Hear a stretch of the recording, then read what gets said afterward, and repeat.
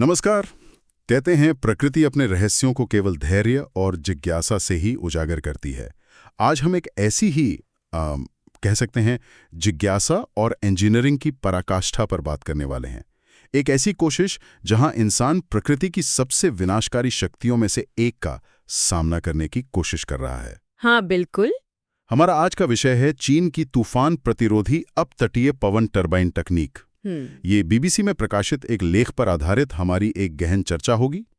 हम देखेंगे कि चीन कैसे उन तूफानों को झेलने वाली टरबाइनें बना रहा है जो उसके तटों पर, आप जानते हैं, कहर बरपाते हैं। और क्या वो वाकई इन तूफानों की ऊर्जा का उपयोग कर सकता है, ये भी एक बड़ा सवाल है। और देखिए, ये विषय यूपीएससी की तैयारी करने वालों के लिए तो खास तौर पर बहुत महत्वपूर्ण है। हाँ, ये तो है। इसमें आपको विज्ञान और प्रौद्योगिकी, पर्यावरण संरक्षण, आपदा प्रबंधन और यहाँ तक कि आप कह सकते हैं भारत चीन तकनीकी प्रतिस्पर्धा जैसे मेंस और प्रीलिम्स दोनों के कई पहलू शामिल हैं। बिल्कुल। तो आज हमारा मिशन यही है, इस तकनीक की बारीकियों को समझना, इसकी सफलताएं, विफलताएं और भविष्य की दिशाएं क्या हैं, इसका एक आलोचनात्मक विश्लेषण करना। सही कहा। ये समझना कि क्या ये सिर्फ इंजीनियरिंग की एक उपलब्धि भर है या ऊर्जा के भविष्य और जलवायु परिवर्तन से निपटने की दिशा में एक वास्तविक कदम। हाँ, और ये सफर शुरू होता है चीन के, आप कह सकते हैं, बहुत महत्वाकांक्षी लक्ष्यों से और उसके सामने खड़ी एक बहुत बड़ी प्राकृतिक चुनौती से। हाँ, जरा सोचिए, चीन का दक्षिणी ग्वांगडोंग प्रांत है, उसका तट, समुद्र में मीलों तक फैली विशाल पवन चक्कियां, कुछ तो 30 मंजिला इमारतों जितनी ऊंची। हाँ, काफी ऊंची। ये चीन के हरित सपने का प्रतीक हैं, ऐसा कहा जा रहा है। ग्वांगडोंग अकेले दुनिया की लगभग 15% समुद्री टरबाइनों का संचालन करता है। 15%? हाँ, और इसे अगले 5 सालों में दुगना करने की योजना है। ये चीन के वो जो गोहे कार्बन लक्ष्य हैं, 2030 तक कार्बन उत्सर्जन पीक पर और 2060 तक कार्बन न्यूट्रलिटी, उनका एक बहुत अहम हिस्सा है। Global wind energy council GWEC के क्याउ लिमिंग के अनुसार अपतटीय पवन ऊर्जा मतलब ऑफशोर विंड एनर्जी इन लक्ष्यों को पाने के लिए अनिवार्य है। लेकिन यहीं पर एक बड़ी समस्या है। समस्या? तूफान? हाँ बिल्कुल, तूफान, जिन्हें पश्चिमी प्रशांत में टाइफून कहते हैं। अच्छा, टाइफून। ये अटलांटिक के हरिकेन जैसे ही हैं, वही विनाशकारी उष्णकटिबंधीय चक्रवात जिनकी हवा की रफ्तार 119 किलोमीटर प्रति घंटा से कहीं ज्यादा हो सकती है। बहुत ज्यादा। और ये कोई कभी कभार आने वाली चीज तो नहीं है? नहीं, बिल्कुल नहीं। ये कोई दुर्लभ घटना नहीं है। हर साल मई से नवंबर तक ये तूफान पूर्वी और दक्षिण पूर्व एशिया में तबाही मचाते हैं। हाल के उदाहरण देखें तो सितंबर 2024 में तूफान रागासा आया, 241 किलोमीटर घंटा की रफ्तार तक पहुंचा था वो। 241? हाँ, और उसी महीने तूफान यागी ने मुलान खाड़ी में टरबाइन तोड़ दी। तो ये तो एक निरंतर खतरा बना हुआ है। बिल्कुल। यांगजियांग ऑफशोर विंड एनर्जी लेबोरेटरी के निदेशक हैं जू रोंगहुआ। वो एक बड़े विरोधाभास की ओर इशारा करते हैं। क्या? वो कहते हैं कि चीन के जिन तटीय क्षेत्रों में हवा सबसे तेज है, मतलब पवन ऊर्जा के लिए सबसे बढ़िया जगह, हाँ, वहीं पर तूफान भी सबसे ज्यादा आते हैं। अच्छा, मतलब जहां सबसे ज्यादा फायदा है वहीं सबसे ज्यादा खतरा भी है। सही कहा। तो चुनौती सिर्फ टरबाइन खड़ी करना नहीं है, बल्कि उन्हें इन महाविनाशक तूफानों से बचाना है। और शायद सिर्फ बचाना ही नहीं, क्या उनकी हवाओं का इस्तेमाल भी? हाँ, यही तो लक्ष्य है कि बचाना भी है और शायद उनकी प्रचंड हवाओं का इस्तेमाल भी करना है। ये चुनौती कितनी गंभीर है, इसका कुछ अंदाजा है? अनुमान है कि एक औसत चीनी अपतटीय पवन फार्म मतलब ऑफशोर विंड फार्म अपने 25 साल के जीवन काल में कम से कम 100 तूफानों का सामना कर सकता है। 100 तूफान 25 साल में? हाँ, और सोचिए अगर एक भी टरबाइन गिरती है तो नतीजा कितना भयावह हो सकता है। जान का खतरा तो है ही, करोड़ों का आर्थिक नुकसान अलग। 2006 में एक सुपर तूफान आया था साओ में। उसने झेजियांग प्रांत में एक ऑनशोर विंड फार्म था, उसकी 27 टरबाइनें तबाह कर दी थी। 5 तो पूरी तरह ढह गईं। 27 में से 5 गिर गईं? हाँ, और नुकसान $70 मिलियन। $70 मिलियन? ये वाकई दिखाता है कि प्रकृति की शक्ति के सामने हमारी इंजीनियरिंग कितनी नाजुक हो सकती है। बिल्कुल। इसी वजह से ये तूफान प्रतिरोधी तकनीक इतनी महत्वपूर्ण हो जाती है। लेकिन इसका मतलब क्या है? कैसे तय होता है कि कोई टरबाइन तूफान प्रतिरोधी है? देखिए, चीन का अपना एक राष्ट्रीय मानक है टाइफून टाइप टरबाइन के लिए। अच्छा। उस मानक के हिसाब से टरबाइन को 10 मिनट तक औसतन 198 किलोमीटर प्रति घंटा की हवा झेलनी होती है। ये लगभग आप कह सकती हैं श्रेणी 3 के तूफान के बराबर है। और अंतर्राष्ट्रीय स्तर पर क्या कोई मानक है? हाँ, अंतर्राष्ट्रीय इलेक्ट्रोटेक्निकल कमीशन IEC के दिशा निर्देश हैं टाइफून क्लास के लिए, और वो और भी सख्त हैं। कितने सख्त? वो मांग करते हैं कि टरबाइन 10 मिनट तक 205 किलोमीटर घंटा की औसत हवा झेल सके। ये लगभग श्रेणी 4 तूफान हो गया। श्रेणी 4? हाँ, और इतना ही नहीं, 3 सेकंड के लिए 290 किलोमीटर घंटा की अचानक तेज झोंके, गस्ट्स जिन्हें कहते हैं, वो भी झेल सके। यानी तूफान के सबसे प्रचंड थपेड़ों का सामना करने की क्षमता। लेकिन क्या ये मानक मतलब अनिवार्य है? लगाना ही पड़ता है? नहीं, ये अनिवार्य नहीं है। हालांकि कंपनियां इनका सर्टिफिकेशन ले सकती हैं, प्रमाणन।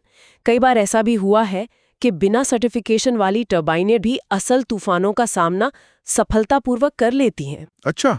असल परीक्षा तो जमीनी हकीकत में ही होती है। सही बात है। तो सवाल ये है कि ये टरबाइनें, ये इतनी बड़ी बड़ी मशीनें तूफान के दौरान खुद को सुरक्षित कैसे रखती हैं?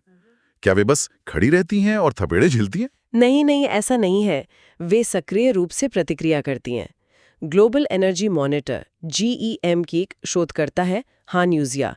वो बताती हैं कि जैसे ही हवा की गति एक निश्चित सीमा, मतलब ऑपरेटिंग लिमिट से ज्यादा होती है तो विंड फार्म ऑपरेटर या फिर ऑटोमेटिक सिस्टम वो टरबाइनों को बंद कर देते हैं, शट डाउन। अच्छा, बंद कर देते हैं। लेकिन बंद होने के बाद तूफान तो तब भी चल रहा होता है, वो कैसे झेलती है? हाँ, बंद होने के बाद भी नियंत्रण जरूरी है। इन टरबाइनों में अपने आंतरिक पावर स्रोत होते हैं, जैसे डीजल जनरेटर या बैटरी। ओके। ये पावर स्रोत कंट्रोल सिस्टम को चालू रखते हैं। और ये सिस्टम क्या करता है, ये टरबाइन के मुंह की दिशा, मतलब ओरिएंटेशन, और ब्लेड का कोण यानी पिच, उसको लगातार हवा के हिसाब से बदलता रहता है, ताकि दबाव कम पड़े। बिल्कुल, ताकि उन पे पड़ने वाला दबाव कम से कम हो। ये एक तरह से उनकी आत्मरक्षा प्रणाली है। लेकिन फिर भी खतरे तो होंगे, इतने विशाल ढांचे हैं, समुद्र के बीचों बीच खड़े हैं। बिल्कुल, खतरे तो कई हैं। हवा की गति और दिशा में अगर अचानक बदलाव आए तो ब्लेड टूट सकते हैं। तेज हवा और लहरों के दबाव से टावर झुक सकता है या गिर भी सकता है, नींव हिल सकती है। फिर भारी बारिश और बिजली गिरना, ये अतिरिक्त खतरे हैं। और समुद्र में तो ये और मुश्किल होता होगा। हाँ, जैसा कि डेनमार्क के तकनीकी विश्वविद्यालय की प्रोफेसर ज्याउली गो लार्सन कहती हैं, समुद्र में ये खतरे और बढ़ जाते हैं क्योंकि वहां जमीन की तुलना में तूफान ज्यादा शक्तिशाली होते हैं, रुकावट कम होती है ना। यहीं पर मुझे लगता है चीनी इंजीनियरिंग का कौशल सामने आता है। वे क्या अलग कर रहे हैं, क्या खास तकनीक अपना रहे हैं? हाँ, देखिए, हान यूजिया के अनुसार ये एक मिला जुला प्रयास है। इसमें कई चीजें शामिल हैं, जैसे बेहतर और मजबूत सामग्री का इस्तेमाल, अच्छा, मौसम के पूर्वानुमान की उन्नत तकनीकें, एडवांस्ड फोरकास्टिंग, और ज्यादा परिष्कृत, मतलब सोफिस्टिकेटेड नियंत्रण प्रणालियां। इसे हम 2 मुख्य रणनीतियों में देख सकते हैं। एक है निष्क्रिय प्रतिरोध, पैसिव रेजिलियंस, मतलब तूफान को झेलने के लिए मजबूत बनना। ठीक है। और दूसरा है सक्रिय अनुकूलन, एक्टिव अडेप्टेशन, यानी तूफान के साथ आप कह सकते हैं तालमेल बिठाना। ये दिलचस्प है, झेलना बनाम तालमेल बिठाना। क्या इसके कुछ ठोस उदाहरण हैं हमारे पास इन रणनीतियों के? हाँ, बिल्कुल है। पहला उदाहरण है मिंगयांग स्मार्ट एनर्जी ग्रुप का। उनका एक मॉडल है ओशन एक्स। हाँ, ये सक्रिय अनुकूलन का, एक्टिव अडेप्टेशन का एक बेहतरीन नमूना है। इसकी खासियत ये है कि इसमें एक तैरते हुए फाउंडेशन पर, फ्लोटिंग फाउंडेशन पर 2 टरबाइनें लगी हैं। एक ही फाउंडेशन पर 2 टरबाइनें तैरते हुए, इसका क्या फायदा है? मुख्य दावा तो ये है कि इससे बिजली उत्पादन बढ़ता है। मिंगयांग का कहना है कि चूंकि दोनों टरबाइनों के ब्लेड विपरीत दिशाओं में घूमते हैं, एक क्लॉकवाइज, दूसरा एंटी क्लॉकवाइज, अच्छा, तो उनके बीच हवा तेज हो जाती है और इससे समान जगह घेरने वाली अगर एक टरबाइन होती तो उसकी तुलना में 4.29% ज्यादा बिजली पैदा होती है, लगभग 4.5% ज्यादा। हाँ, ठीक और है। तूफान प्रतिरोध के लिहाज से ये तैरता हुआ फाउंडेशन तूफान में कैसे टिकेगा? ये तो और अस्थिर नहीं होगा। यही इसकी डिजाइन की खूबी है। इसके डिजाइनर हैं वांग चाओ। वो बताते हैं कि ये फाउंडेशन समुद्र तल से सिर्फ एक बिंदु पर रस्सियों से बंधा होता है। सिंगल पॉइंट मूरिंग कहते हैं इसे। एक ही जगह से बंधा हुआ? हाँ, इससे क्या होता है कि पूरी संरचना मौसम के अनुसार अपनी दिशा बदल सकती है। जैसे नाव लंगर पर घूमती है ना, हाँ, वैसे ही जब टरबाइनें हवा की दिशा में होती हैं तो उन पर सबसे कम दबाव पड़ता है। ये तूफान से लड़ने के बजाय उसके साथ बहने जैसा है। अनुकूलन, समझ गए, एक्टिव एडेप्टेशन। बिल्कुल। और इसके अलावा फाउंडेशन में अल्ट्रा हाई परफॉर्मेंस कंक्रीट का इस्तेमाल हुआ है। ये सामान्य कंक्रीट से 4 गुना ज्यादा मजबूत है। 115 मेगापास्कल का दबाव झेल सकता है। ये असाधारण मजबूती है। तो क्या इसने खुद को साबित किया है किसी असली तूफान में? हाँ, किया है। सितंबर 2024 में इसे यानजांग के पास समुद्र में लगाया गया और कुछ ही हफ्तों बाद सुपर तूफान यागी आ गया। ओह, ओशन एक्स ने 133 किलोमीटर घंटा तक की हवाओं का सफलतापूर्वक सामना किया और फिर उसके बाद तूफान रागासा आया, उसमें 152 किलोमीटर घंटा की हवा भी झेली। तो ये एक सफल परीक्षण माना जा रहा है। ये तो हुई एक्टिव एडेप्टेशन की बात। और वो जो आपने कहा था निष्क्रिय प्रतिरोध वाली रणनीति, उसका कोई उदाहरण? हाँ, उसका उदाहरण है गोल्ड विंड की टरबाइनें। Gold wind? हाँ, तूफान यागी के दौरान ही ग्वांगडोंग के शुएन तट पर इनकी 47 टरबाइनें थीं। उन्होंने 6 घंटे तक 161 किलोमीटर घंटा की अधिकतम हवा झेली। 161 किलोमीटर प्रति घंटा, 6 घंटे तक। ये तो श्रेणी 2 के तूफान जितनी हवा है। बिल्कुल। और क्या इन टरबाइनों ने सिर्फ हवा झेली या कुछ और भी किया? यही बात और दिलचस्प हो जाती है। गोल्ड विंड के प्रवक्ता के अनुसार उन्हीं 9 घंटों में जब यागी उस इलाके से गुजर रहा था, उन टरबाइनों ने मिलकर 2.1 गीगावाट घंटे बिजली पैदा की। क्या? तूफान के दौरान बिजली बनाई? 2.1 GVH? ये कितनी बिजली होती है? ये इतनी बिजली है कि आप अंदाजा लगाइए, 2100 से ज्यादा चीनी घरों को या लगभग 800 यूके परिवारों को 1 साल तक बिजली दे सकती है। एक तूफान के दौरान? हाँ, यानी तूफान के दौरान भी बिजली बनाना संभव है अगर तकनीक सही हो। और बाद में इन टरबाइनों ने रागासा तूफान का भी सफलतापूर्वक सामना किया। ये वाकई प्रभावशाली है। लेकिन मेरा एक सवाल है, क्या ये बिजली उत्पादन तूफान के सबसे तीव्र चरण के दौरान हुआ या उसके पहले और बाद की तेज हवाओं में? क्योंकि तूफान के चरम पर टरबाइन चलाना तो शायद ज्यादा जोखिम भरा होगा। ये एक बहुत महत्वपूर्ण सवाल है और रिपोर्ट में ये साफ नहीं है कि उत्पादन पीक इंटेंसिटी के दौरान हुआ या नहीं। लेकिन हाँ, गोल्डविन की सफलता के पीछे कई कारण हैं। जैसे? वो कार्बन फाइबर जैसी मजबूत सामग्री इस्तेमाल करते हैं। उनके पास एडवांस निगरानी प्रणाली है जो रियल टाइम डेटा देती है। एक पूर्व चेतावनी प्रणाली है। अच्छा। और सबसे अहम बात, वो हर टरबाइन के लिए स्थिति के अनुसार अनुकूलित योजना बनाते हैं। Customise plan. अच्छा, जैसे रागासा के समय उन्होंने क्या किया, कुछ पता है? हाँ, उनकी टीम ने अपने सिस्टम से 5 दिन पहले ही तूफान के रास्ते का अनुमान लगा लिया था। 5 दिन पहले? हाँ, और उन्होंने हर प्रभावित टरबाइन के लिए एक खास योजना तैयार की। इससे उन्हें हवा की गति में अचानक भारी वृद्धि, मतलब कुछ ही घंटों में 68 से 144 किलोमीटर घंटा हो गई थी हवा, और दिशा में तेजी से बदलाव, 15 मिनट में 1500 डिग्री का बदलाव, इन सब का सामना करने में मदद मिली। वाह, ये दिखाता है कि पूर्वानुमान और तैयारी कितनी जरूरी है।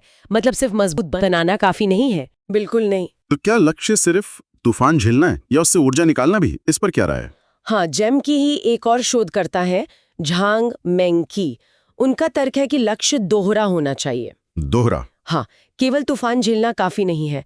जब तक सुरक्षित हो, टरबाइनों को तूफान की तेज हवाओं का सिर्फ औसत हवा नहीं बल्कि तेज झोंकों का भी उपयोग करके बिजली बनानी चाहिए। अगर टरबाइनें मानक 88 किलोमीटर घंटा की रफ्तार पर ही बंद हो जाती हैं, तो बहुत सारी संभावित स्वच्छ ऊर्जा बर्बाद हो जाती है। सही बात है। और ये नवीकरणीय ऊर्जा उत्पादन को अधिकतम करने के व्यापक लक्ष्य से जुड़ा है। लेकिन इन सफलताओं के दावों के बीच क्या विफलताएं भी हुई हैं? मतलब क्या ये टरबाइनें हमेशा खड़ी रहती हैं या कभी गिरती भी हैं? नहीं, हमेशा खड़ी नहीं रहती।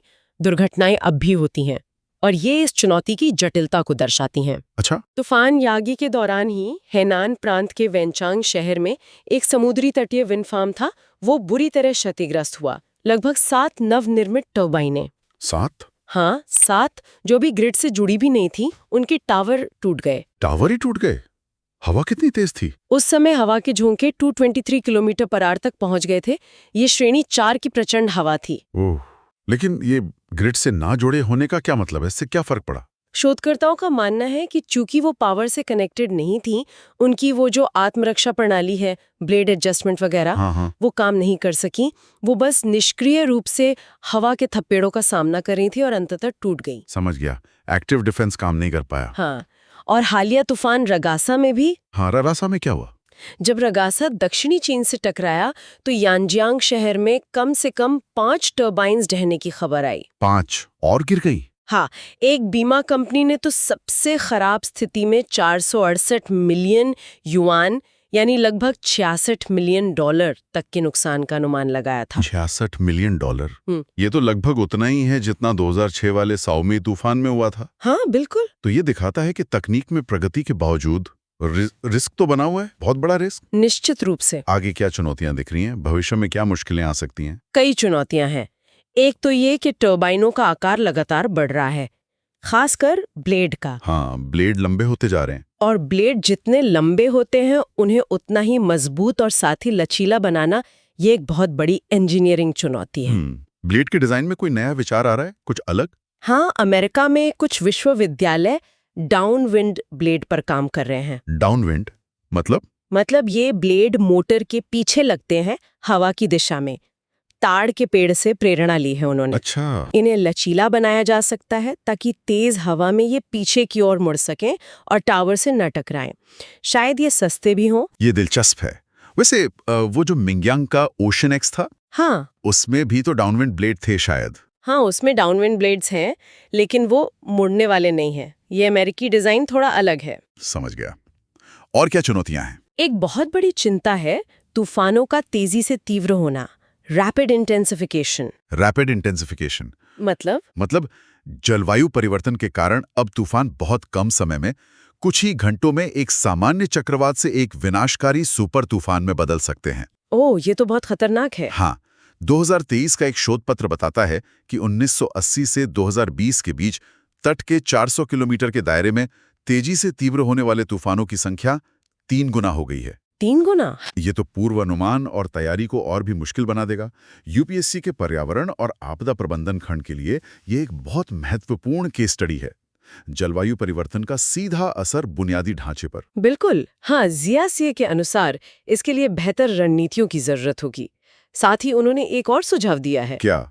अब तटीय टर्बाइनों के लिए बदले योग्य पुर्जे बनाने का, स्वैपेबल पार्ट्स, ताकि नुकसान होने पर मरम्मत आसान और तेज हो सके, क्योंकि समुद्र में मरम्मत करना वैसे ही बहुत मुश्किल और महंगा होता है। सही बात है। अच्छा, एक और सवाल मन में आ रहा है। क्या चीन का ये अनुभव, ये जो तकनीक वो विकसित कर रहे हैं, क्या ये दुनिया के दूसरे हिस्सों के लिए भी प्रासंगिक है, खासकर दक्षिण पूर्व एशिया जैसे इलाके जहां तूफान बहुत आते हैं? ये एक जटिल प्रश्न है। सैद्धांतिक रूप से देखें तो हाँ, अनुभव मूल्यवान है, लेकिन GWEC के क्या वो चेतावनी देते हैं कि हर जगह की स्थितियां अलग होती हैं। अच्छा। कैसे? हवा के पैटर्न अलग हो सकते हैं, समुद्र तल की स्थिति अलग हो सकती है, ग्रिड की मजबूती खासकर दूर दराज के द्वीपों में वो अलग हो सकती है, बिजली के मानक अलग हो सकते हैं। बहुत सारे फैक्टर्स हैं। मतलब सिर्फ कॉपी पेस्ट नहीं चलेगा? नहीं, बिल्कुल नहीं। तकनीकी हस्तांतरण हमेशा सीधा नहीं होता। ये अंतर्राष्ट्रीय सहयोग और स्थानीय अनुकूलन का विषय है, जो फिर से यूपीएससी के अंतर्राष्ट्रीय संबंध पेपर से जुड़ता है। तो क्या ये सिर्फ एक अंतहीन दौड़ है प्रकृति के खिलाफ? मतलब हम बनाते जाएंगे, प्रकृति तोड़ती जाएगी? प्रोफेसर लार्सन इसे एक अलग नजरिए से देखती है। वो कहती है, उष्णकटिबंधीय चक्रवात पवन ऊर्जा के लिए एक चुनौती है, हाँ, लेकिन वे इंसानों को नई तकनीकों का उपयोग करके ऐसी बेहतरीन टर्बाइनें विकसित करने का अवसर भी प्रदान करते हैं जो सबसे कठिन परिस्थितियों का सामना कर सकें।